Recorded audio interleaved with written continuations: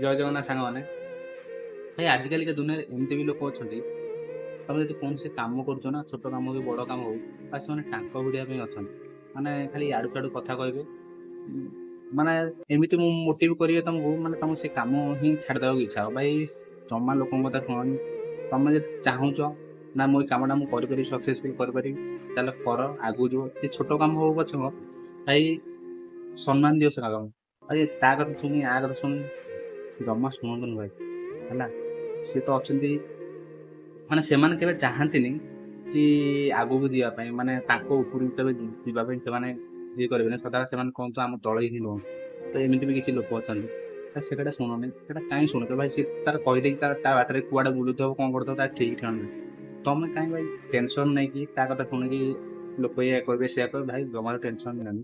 ତମ କାମ କାମ କର, ଜୀବନରେ ସକ୍ସେସ୍ ପାଇବ। ଆ ତା କଥାକୁ ଶୁଣିକି ତମେ ସେ କାମ ବନ୍ଦ କରିବ ନା, କେବେ ବି ଆଗକୁ ଯାଇପାରିବନି, କେବେ ବି ଆଗକୁ ଯାଇପାରିବନି।